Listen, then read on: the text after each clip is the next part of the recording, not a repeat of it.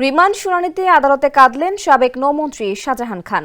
ঢাকার metropolitan magistrate আদালতে এ ঘটনা ঘটে। সকালে শাহজাহান খানকে আদালতের কাঠগড়ায় তোলা হয়।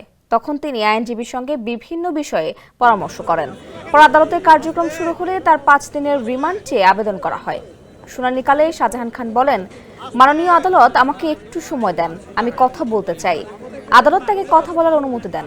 শাহজাহান খান বলেন, আন্দোলনে পুলিশ গুলি করেছে, সে অর্ডার তো দিয়েছে পুলিশের ঊর্ধ্বতন কর্মকর্তারা।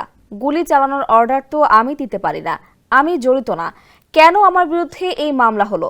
শুধু আমার বিরুদ্ধে না, আমার বড় ছেলে আসিবুর রহমানকে আসামি করা হয়েছে, সে এখন জেলে।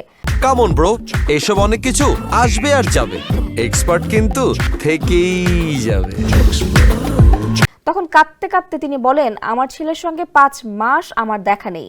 আমার প্রশ্ন, আমার ছেলে কি করেছে? আমি ঢাকায় থাকাকালে ছেলে মাদারীপুর ছিল।